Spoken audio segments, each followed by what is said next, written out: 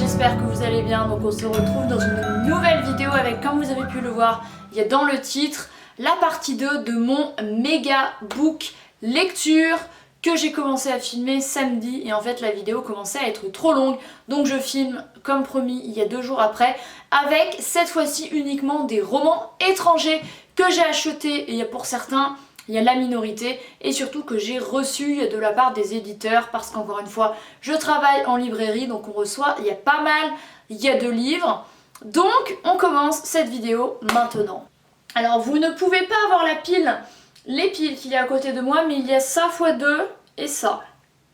Voilà, alors le premier qui est en haut de la pile, c'est Intermezzo de Sally Rooney. J'allais dire Normal People, non. Alors celui-ci, je l'ai lu, mais j'ai lu l'exemplaire qu'on a, enfin, en gros j'en ai emprunté un, je l'ai lu, et parce qu'en fait il m'était il y a longtemps à arriver, donc je me suis dit que je ne le recevrais jamais, et du coup j'ai fait ça, mais je l'ai reçu après, donc c'est pas grave, je le garde, je pourrais le prêter autour de moi. Il y a pas mal, je n'avais jamais lu de Sally Rooney il y a de ma vie, et on suit surtout la relation entre eux. Il y a deux frères, Ivan et Peter. Au moment où je filme cette vidéo, il y a la vidéo où je parle de ce livre et d'un autre livre très intéressant et en ligne, il y a depuis 4 jours, donc je vous la laisserai ici pour en savoir plus sur celui-ci qui est un des rares que j'ai lu il y a des 2 piles. Mais voilà, je me suis dit que ça pouvait être cool, il y a de l'avoir. Faut tenter, je demande un exemplaire, je le reçois pas, voilà, je l'ai reçu. Donc c'est très sympa, il y a merci Ricardo de cet exemplaire. Donc voilà, Intermezzo de Sally Rooney il y a pas mal, qui est assez connu et dont il y a la sortie il y a de ce livre était international et assez attendu. Le second roman que je suis en train de lire, alors c'est beaucoup dire, j'ai commencé 10 pages, c'est Boucher de Joyce Carol Oates. Son tout dernier roman. Alors, Joyce Carol Oates, j'ai seulement lu un roman de cette autrice américaine qui était pressentie pour le prix Nobel de littérature. Désolée, ça a été Anne Kang, coréenne, la Corée dans mon cœur, je suis très fière, qui l'a eu. Mais en attendant, Joyce Carol Oates est effectivement une grande écrivaine anglophone. J'ai seulement lu du coup, il y a Mud Woman que j'ai trouvé bizarre. Mais j'avoue que celui-ci, il avait l'air bien. Donc un peu après l'avoir reçu, j'ai demandé un exemplaire au reprêt, il me l'a envoyé quelques semaines plus tard à mon retour de Corée. Donc voilà, j'ai hâte de le continuer parce que là je traîne encore, il y a mon livre en anglais que j'ai acheté en Corée, ça fait juste 2 semaines, c'est pas grave. Donc voilà, j'ai vraiment hâte de lire celui-ci, il a l'air assez fort, assez intense, mais vraiment bien. Le tome 2 des secrets de la femme de ménage de Freda McFadden. Celui-ci, comme Intermezzo, je l'ai emprunté, je l'ai lu et on me l'a envoyé après parce que parfois il peut s'écouler 3-4 semaines avant que vous receviez un livre. Donc parfois quand vous avez envie de le lire, c'est un peu long. Je sais qu'ils font ce qu'ils peuvent, c'est déjà bien qu'on en reçoive gratuitement, je sais très bien. Mais dans le cas où je ne le recevrai jamais, je préfère l'emprunter. Voilà, pour certains j'attends patiemment, mais certains j'ai la flemme. Donc j'ai lu celui-ci d'une traite un jour où j'étais malade, j'avais une otite 3 jours avant de partir en Corée. Autant vous dire que j'étais en flip total. Bon finalement ça s'est bien passé, bref vous n'êtes pas mon docteur. Mais vraiment fidèle au premier, on continue de suivre Millie qui cette fois-ci se retrouve dans une autre famille, cette fois à New York. Et c'est assez intense jusqu'à la fin. Celui-ci je l'ai lu d'une traite et je l'ai beaucoup aimé. Voilà, je vous ferai une vidéo bientôt sur Freda McFadden, promis, une fois que j'aurai lu le 3e. Mais voilà, je peux que vous conseiller de lire la saga de la femme de ménage. Elle est peut-être un peu vue, revue et re-revue, mais je trouve que c'est quand même bien. J'ai reçu ce tout petit livre de thriller japonais de Masako Togawa, le passe partout. Il est vraiment tout fin celui-ci, il faut vraiment que je me déterre à le lire avant la fin d'année. Mais bon, je dis ça tout le temps, la fin d'année c'est dans 40 jours, donc d'un côté, voilà, encore une fois, je peux pas être au four, au moulin, chez la crémière et à l'épicerie. Mais voilà, il a l'air vraiment cool, en plus il est tout fin. Voilà, et les thrillers japonais, j'aime, il y a beaucoup, j'ai un faible pour Keigo Higashino, mais je suis toujours très curieuse de découvrir de nouveau. Il y a polar japonais, donc ce petit-ci, que j'espère lire bientôt. Ensuite, en litté étrangère, il y a En attendant et la neige de... Ouah, alors le nom, je suis désolée. Il y a Lachamgyal, je pense que je suis pas trop mal. Un roman népalais, voilà, ça change des romans coréens et japonais que je lis.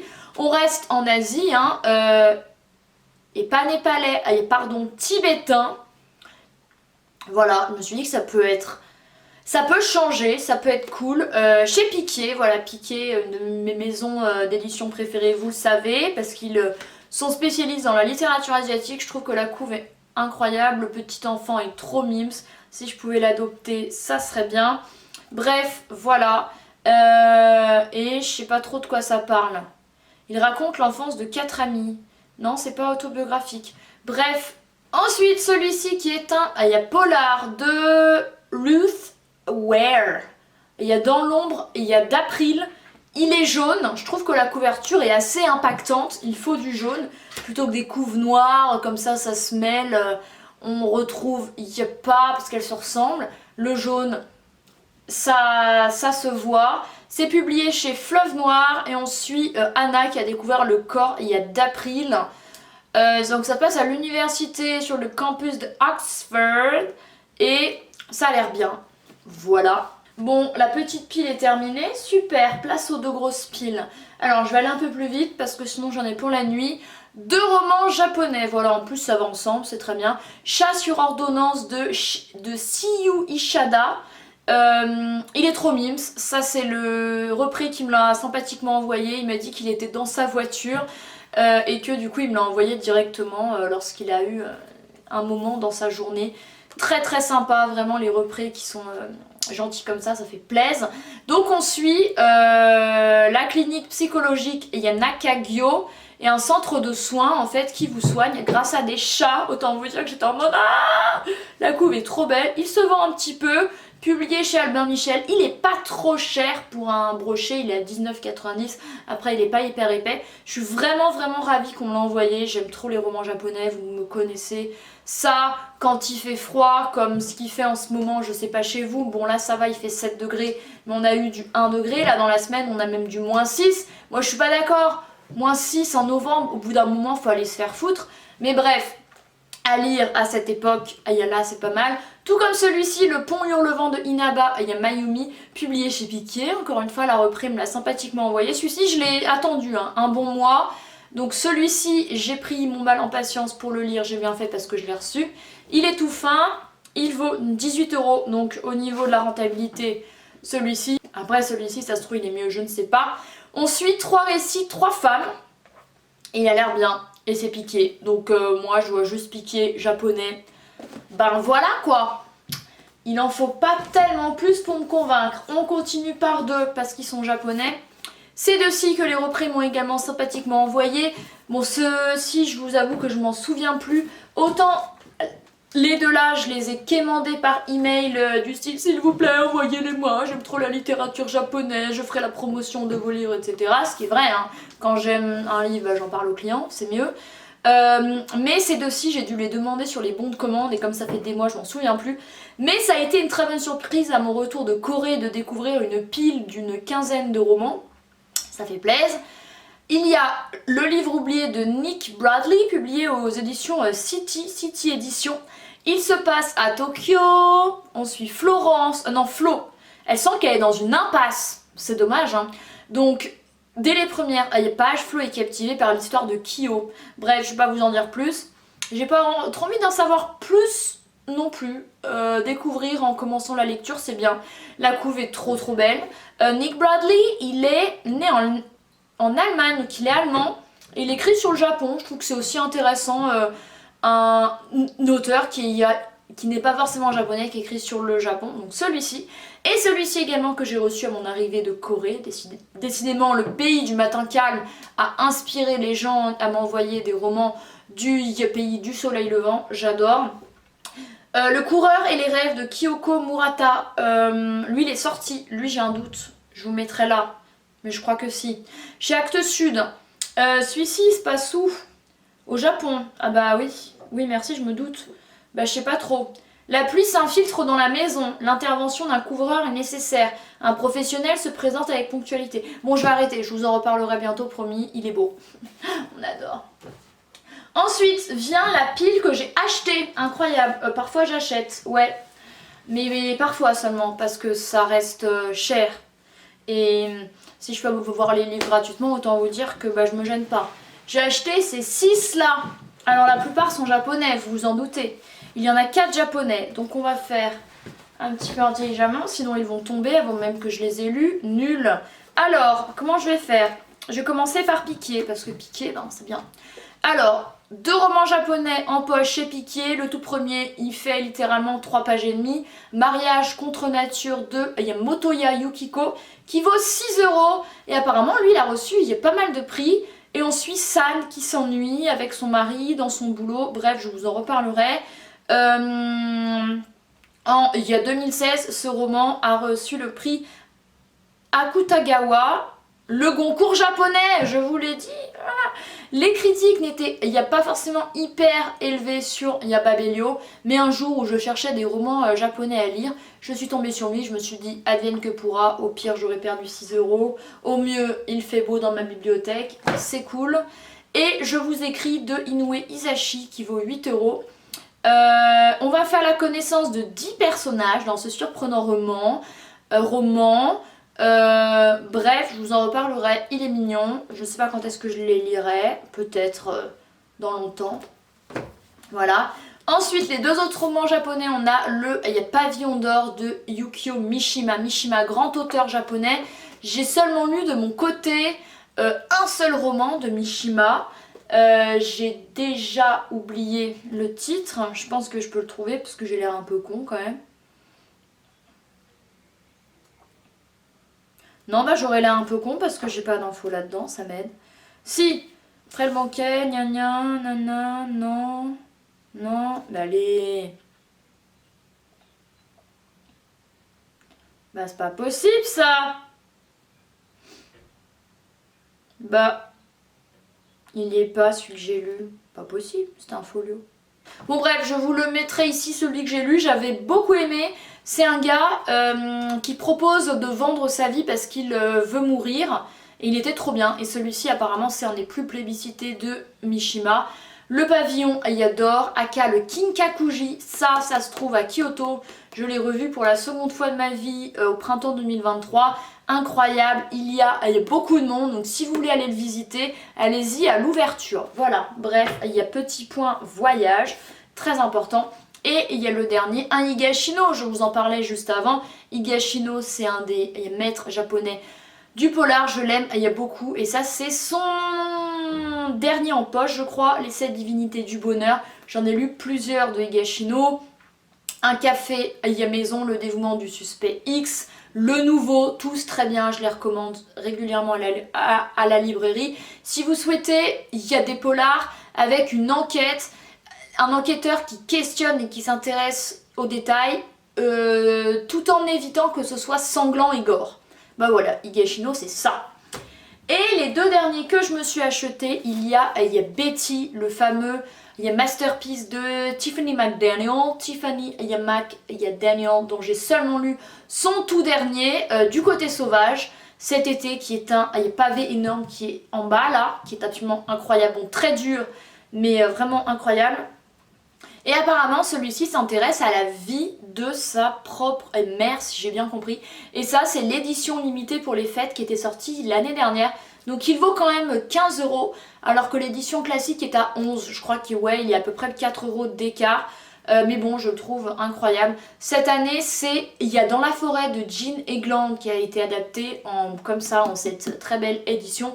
Apparemment, chaque année, Gallmeister adapte un de ses best-sellers, un de ses classiques si on peut dire, en une édition collector pour les fêtes. Et ça, c'est celui de l'année dernière. Et comme j'ai adoré Du côté sauvage, je me suis dit, vas-y, qu'il faut quand même que je lise celui-ci. Tiffany Daniel est assez active sur les réseaux. N'hésitez pas à la mentionner, etc. Elle vous répondra. Moi, elle m'a répondu. Et j'ai même halluciné, j'ai passé des jours à me demander si c'était son vrai compte Instagram, mais j'ai la preuve que oui. Donc voilà, il y a Betty, j'ai trop hâte de le lire, mais alors quand? Peut-être pour l'été prochain. Celui-ci, alors celui-ci je l'ai emprunté, je l'ai lu et je l'ai acheté après, ça c'est rare, mais ça arrive. Il y a La vie qui reste de Roberta Recchia, le premier roman de cette autrice italienne qui a fait beaucoup de bruit lors de cette rentrée littéraire, un de mes réels coups de cœur de cette rentrée littéraire. D'ailleurs je vais vous faire une vidéo, il y a top 5 je pense de mes livres préférés de cette rentrée littéraire. Ça arrivera fin d'année, il y a début 2025, c'est peut-être un peu il y a tard pour certains. Mais enfin bon, la rentrée littéraire ça a commencé que mi-août, il y a 460 livres, 459. Donc comment vous dire qu'il fallait quand même que j'en lise un petit peu pour me faire une idée quoi. Bref, celui-ci est assez fort, assez poignant, assez triste, émouvant, mais très beau, il y a l'espoir parce que tout part en fait de la mort d'une jeune femme, 17 ans, qui s'appelle Betta. Et c'est comment vivre ensuite ses parents, c'est sa cousine aussi qui a assisté à sa mort, la culpabilité, comment elle débute une descente aux enfers. Bref, c'est un très beau roman, vraiment très fort encore comme je vous le disais, publié chez Istia et compagnie. Moi c'est très clairement la couve, quand mon collègue l'a reçu dans son rayon je lui ai dit mais c'est quoi cette couverture absolument dingue, elle est magnifique. Et j'ai lu le résumé, je me suis dit vas-y il faut que je le lise, je l'ai lu en 3-4 jours. Il est incroyable vraiment, je ne peux que vous conseiller de le lire. Et celui-ci je vais le prêter, mais alors je vais dire aux gens d'en prendre soin, sinon je l'ai. Anyway, ensuite je vais vous en montrer 3 d'un coup, ouh là là. Alors, 3 maisons d'édition différentes, un japonais, un anglais et un anglophone. Alors, on va commencer avec celui-ci. C'est une édition limitée pour les fêtes de Orgueil et Préjugés de Jane Austen. Je l'ai demandé, je l'ai eu. Préface de Alice Zeniter que nous avons rencontré à la librairie juste avant que je parte en Corée. Donc c'est très cool. Et il se présente comme ceci, il s'ouvre en mode tata, love it, il est trop beau. Donc foncez parce que je pense que d'ici début d'année il n'existera plus. Je n'ai jamais lu Orgueil et Préjugés, donc une belle couverture donne envie, n'est-ce pas? Celui-ci, je ne vais pas vous le cacher, je ne vais pas le lire tout de suite. Mais voilà, je le lirai un jour évidemment. Tac. J'ai reçu ensuite celui-ci, le restaurant des recettes oubliées de Hisashi Kashiwai. Deuxième service, je précise, j'ai lu le premier, que j'ai adoré, que j'ai conseillé à de nombreuses reprises à la librairie, qui s'est très bien vendu. Et ça c'est le second que j'ai demandé au repris de... Et il me l'a envoyé, ça a pris un peu de temps, mais je l'ai reçu. Ça c'est une rue qui mène au... Si je dis pas... Non, j'allais dire des conneries, parce que ça c'est le mont Fuji. J'allais dire, oh c'est la rue qui mène au Kiyomizu-dera. Ouais, Kiyomizu-dera c'est à Kyoto. Non, ne m'écoutez pas. Bah en fait si, j'ai raison. C'est bien à Kyoto, c'est bien le Kiyomizu-dera, mais ils se sont dit, vas-y on va mettre le... Il y a Mont Fuji pour les abrutis d'étrangers qui connaissent rien au Japon. Sauf que maintenant les étrangers ils vont se dire, oh bah il y a le Mont Fuji à Kyoto. Non, c'est pas vrai, regardez la carte du Japon, c'est pas comme ça. Bref, voilà. Il a beaucoup aimé le premier, il y a lecture très calme, qui fait du bien, il est assez fin, par contre c'est écrit tellement gros les gars.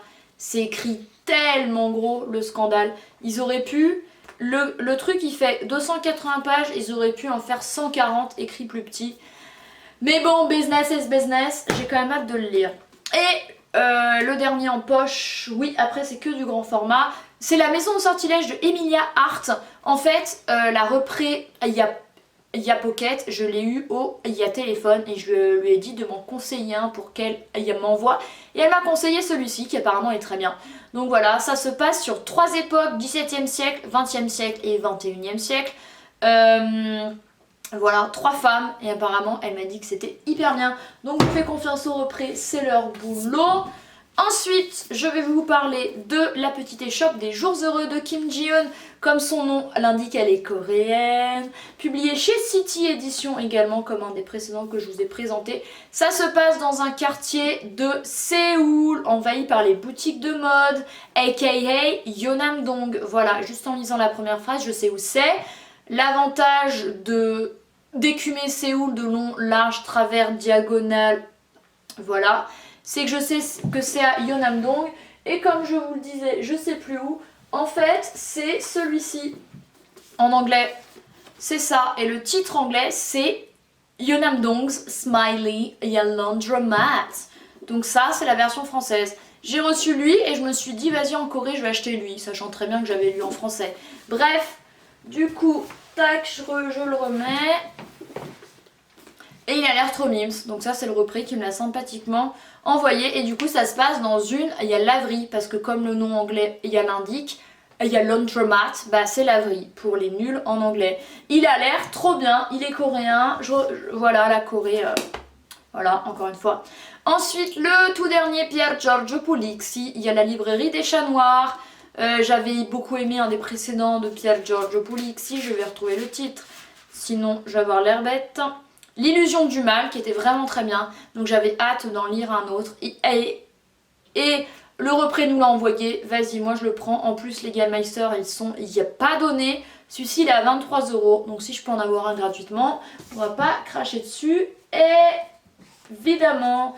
Ensuite, c'est pas bientôt fini mais presque, 4 livres chez Yanami. Après l'iconoclaste dans ma première vidéo de la litté française, cette fois-ci c'est Yanami que j'ai pas mal reçu. Alors, le premier c'est il y a Matt Egg, les Radley. Et ça parle un petit peu de sang, de vampires, etc. J'ai l'impression. Ça a l'air assez cool. Et Matt Egg, je crois que je n'ai jamais rien lu de lui. Mais je l'ai pas déjà lu lui. Non. Non, bah non. Il est sorti le 16 octobre, voilà pour ça. Ensuite, Noël au 4 café de Rachel Rowlands. Celui-ci, trop à lire cet hiver, voilà. Et on suit encore des chats, voilà, j'ai un problème. Elle est British, Brittany Rachel Rowlands. Elle vit à Manchester. Et on suit donc il y a Baracha, c'est trop mimes. Et ensuite... Quand le jardin refleurira de Sarah Nisha Adams, qui est British également. On suit dans un jardin partagé, etc. des histoires de voisins. Il avait l'air cool et mon petit chouchou, j'ai tellement hâte de le lire. Une saison à l'atelier de poterie de Yeon So-min, coréenne également, qui sort le 13 janvier. Il n'est pas encore sorti, contrairement aux 3 précédents qui sont sortis. J'ai méga hâte de lire celui-ci. On suit du coup Jongmin qui se barre de son travail et elle ouvre un atelier de poterie. Non, elle passe la porte d'un atelier de poterie à Séoul, je pense. Bref, j'ai trop hâte et l'autrice a reçu le prestigieux prix des nouveaux auteurs coréens en 2022 pour son premier roman. Et celui-ci, il est en cours de traduction dans 23 pays. La Corée, l'étoile montante de ce monde. J'adore, trop bien. Et les 3 derniers livres, et la vidéo est vachement longue en fait. Bah, je l'ai déjà... Ouais bref. L'avant-avant-dernier, il y a Parmi les fleurs bruissent les secrets de Adrienne Young. En fait très clairement voilà pourquoi je le voulais. Je l'ai montré un jour à ma collègue sur la table en disant « Oh il a l'air bien » et elle m'a dit bah, « J'ai le service de presse chez moi, je te l'amène. » Merci Mathilde. Donc, on suit une femme qui risque tout pour mettre fin à la malédiction qui touche sa famille. Ça se passe en Caroline du Nord. L'autrice est née au Texas, le super état qui a voté Trump. Donc voilà, ce livre-là, il a l'air cool et il est trop beau. L'avant-dernier que j'ai reçu chez moi il y a quelques jours, c'est Les Indignes de Agustina Yabasterica. Désolée, je ne parle pas espagnol, elle est argentine. Je ne sais pas quand est-ce qu'il sort celui-ci, je crois qu'il n'est pas sorti encore. On suit au sein de la maison de la sororité sacrée. En fait ça se passe dans une secte si j'ai bien compris. Et il a l'air vraiment cool. Donc voilà. Ça a l'air un peu aussi d'être une sorte de dystopie. Oui, à travers cette nouvelle dystopie aussi envoûtante que glaçante, Agustina Yabasterica nous interroge sur les croyances, les règles et les hiérarchies que nous mettons en place pour faire société et offre une vision vertigineuse de notre humanité. Il a l'air vraiment cool. Celui-ci, vraiment, je vais le lire parce qu'en plus, il est fin. Enfin, je vais le lire, je vais tous les lire. Mais celui-ci, je vais le prioriser. Il y en a beaucoup que je priorise. Anyway. Et le dernier de cette vidéo, oui, il y a un dernier, ça arrive. Les Lotus d'or de Jane Young qui sort le 13 janvier, donc de cette rentrée littéraire d'hiver. Il est fat, il est assez fat, publié aux éditions Charleston. J'aime beaucoup ce que publie Charleston. Et ça se passe en Chine, voilà après la Corée et le Japon. Et le Tibet, n'oublie pas le Tibet, la Chine. Voilà, faut élargir mes horizons asiatiques. J'ai décidé d'élargir mes horizons asiatiques. C'est pas pour autant que j'irai non plus en Chine. Mais voilà, j'entends de plus en plus dire que la Chine c'est bien quand même. Bref, on suit quoi? Ah, super, une fille qui va se faire vendre par sa famille. Putain, mais alors ça c'est un délire. Ah ouais. Oh là là, elle s'appelle il y a Petite Fleur, donc elle va être vendue. Elle va se retrouver dans une famille. Bon, ça n'a pas l'air très gai, hein, je vous le dis direct. Mais la couve est très belle. Voilà, on valide les couves belles, à défaut que l'histoire soit un peu gaie. Bah voilà, c'en est tout pour cette seconde partie de mon méga haul lecture. J'espère qu'il vous a plu. Encore une fois, ce n'est pas pour montrer tout ce que je possède. Parce que, encore une fois, recevoir des livres gratuitement, c'est un des seuls privilèges qu'on a en tant que libraire. Croyez-moi, on le mérite. Croyez-moi, voilà. N'hésitez pas à me dire s'il y a des livres qui vous intéressent dans la barre d'infos. N'hésitez pas à me suivre également sur mon blog et sur Instagram, je publie et il y a pas mal de ce côté-là. Merci d'avoir regardé cette vidéo et moi je vous retrouve très bientôt dans une prochaine. Bye!